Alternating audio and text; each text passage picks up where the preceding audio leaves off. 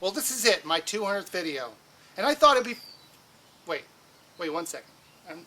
Wait. There we go. That's more like it.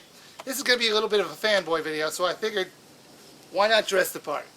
It is no secret that the NES library was filled with some bad titles. So when you went to Toys R Us to find your Nintendo game, all you could do was look at the boxes and guess if it was a good game. I can't tell you how many dud games I bought for my NES. You know, one of the worst was called Taboo: The Sixth Sense. It was a fortune-telling game where you had to put questions in, and the game gave you an answer. I don't know what I was thinking when I bought that game. Nowadays, renting games to try them out is pretty common, but not back then. And those rare places that you could rent a game, the fees were normally about $4 a day, and for a kid with a limited budget, that was a lot of money. Unfortunately, it seemed like the rental stores had the same luck picking games to rent as I did buying them, as they were almost always awful third-party games that they had for rent. Nintendo came up with a clever idea to help us out. They created the PlayChoice 10 arcade machine. I've only really wanted to own 2 arcade machines in my life. One was Double Dragon, because it's awesome, and the other one is the PlayChoice 10. Now, you might be wondering, why am I talking about this now? Well, I figured, why not? 200th video, I might as well tell you one of my childhood memories. That, and because I own one. So I figured, why not review it? The PlayChoice 10 was made so you could test out games for only $0.25. They called it the PlayChoice 10 because there were 10 games you had to choose from. The best part about the machine was that the titles were different from machine to machine. You see, the titles could be easily changed out and swapped with new ones at a regular interval. The machine came in 3 different versions: a single screen, a dual screen, or the tabletop. The dual screen would be a top and bottom configuration, with a list of games available to play shown on the top screen, and the actual gameplay on the bottom screen. On the single screen version, it would show you a list, and then when you chose the game that you want to play, the list would go away, and you'd play the game that you chose. The same thing with the tabletop version, only smaller. I would assume this version was made for bars. If you're playing with the dual screen version, the top screen would show you instructions how to play the game, and even sometimes it would show secrets or hints to help you out, while the bottom screen would have the actual game. You could play any of these 10 games for the allotted time the arcade owner set the machine up for. Normally it was about 5 minutes, but the machine can be changed to set it for a lower or higher amount of time, depending on if it was a peak time period or not.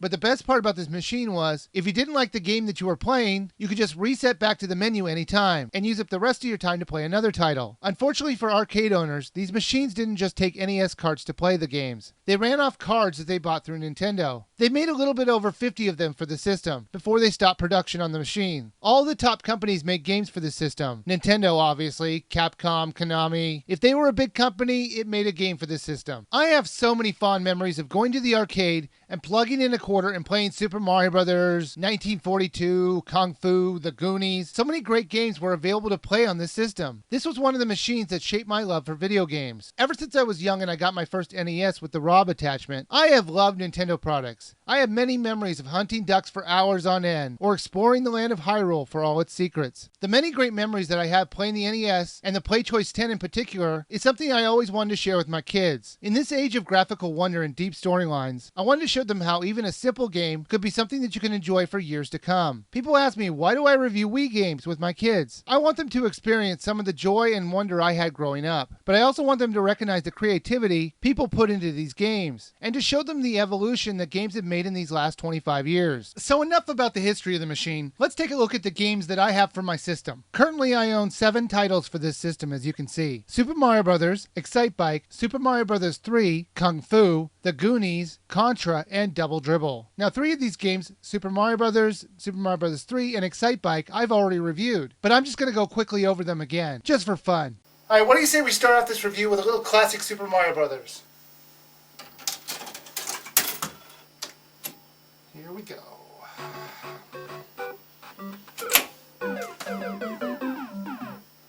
Now, to make this clear, this is not video from the PlayChoice 10 version of Super Mario Brothers. I figured you guys really wouldn't want to watch camcorded version of gameplay footage, and I wasn't about to tear out the wiring of a 25-year-old arcade machine just so I could hook it up to my Dazzle. So this is footage from the Virtual Console version of these games. Some of you might say, yeah, that's okay, there's no difference. But actually there was. The PlayChoice 10 could only show so many colors, so the version that you played in the arcade wasn't as colorful as the home console version. There is no better game to show off how much fun the PlayChoice 10 could be than when you play Super Mario Bros. Sure, the game is fun on the console, but there's just something when you're playing with the joystick and big buttons that makes it even more fun to play. But before I really start, it is amusing to see Luigi in his punk days. If you didn't know, back then Luigi still loved green, but this time he dyed his hair green and wore a white hat. Man, Mario had a freaky brother back then.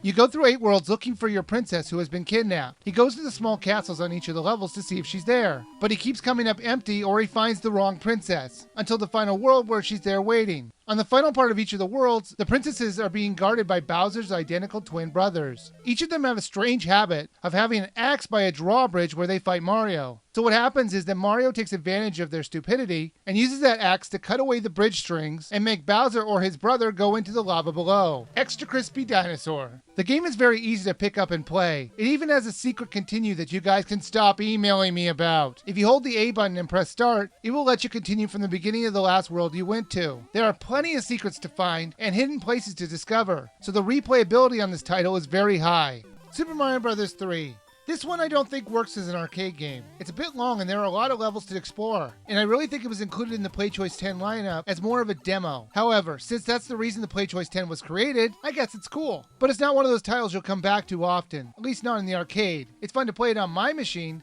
because I've set it on free play, so you can play forever if you really want to. So basically my PlayChoice 10 is just a big NES. Now you travel through these 8 worlds through a map screen, where you choose where you want to go. Then you go into levels where you go collecting mushrooms to make you bigger, leaves to turn you into a raccoon, or flowers that'll let you shoot fire. One of the best parts of this title was that when you get hurt and you're in the advanced form of Big Mario, like if you had the fire suit or the raccoon suit, if you get hurt it just takes you back to Big Mario, without any power-ups instead of turning you back to normal Tiny Mario like the first game. This is also what I believe the first game to show you that the coins that you're collecting are actually dollars. And they're apparently Sacagawea dollars. Seeing how they're gold, you can see on the scoreboard that the coins are actually dollars. So the only gold dollar coin that I can think that he could be collecting is a Sacagawea dollar. But the problem with that is that it came out in the year 2000. And this game came out in the year 1988. How did Nintendo know? How? In each of the worlds, the levels feel unique to that world. I do want to applaud Nintendo for trying to make some of the worlds make sense, like this level for one. Mario is stepping on these huge mushrooms that are being supported from somewhere below, and the higher ones are being supported from something above. What could that possibly be? I haven't got a clue. But they go the extra mile by putting chains on them, so people wouldn't be wondering, wait a minute, how's this staying up? Sure, they leave some stuff unexplained, like the floating platforms on the same level, but let's just chalk that one up to magic. Super Mario Bros. 3 is a fantastic game, even all these years later. It's not the type of game that you'd want to play on a timed arcade machine though. It really is something you need to relax to get the full enjoyment from. Excitebike.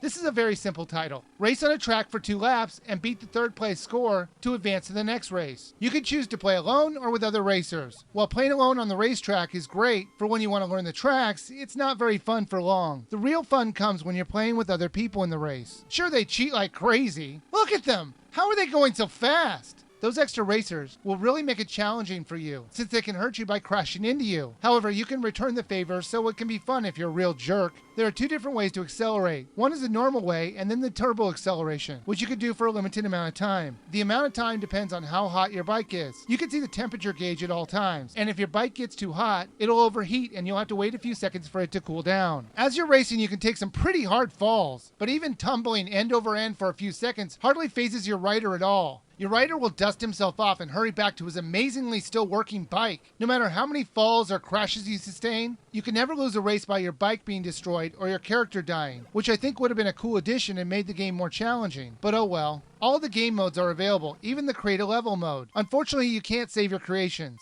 If you do try to do that, it'll kick you back to the game select menu. That's kind of unfortunate, since I thought it would have been cool if you could save your track creation for another player who might come by. Excitebike is a pretty okay game. The game is very simple to pick up and play. And if you're looking for something quick to play, this could be a fun little distraction for a little while. Well, that's 3 down and 4 to go. In my next video, I'm going to do full reviews of some of the ones I haven't reviewed yet. Either because it hasn't been released to the Virtual Console, or because I have no interest in it. But since I have it on my PlayChoice 10, I'm going to review it. As for the PlayChoice 10 itself, is it worth a buy?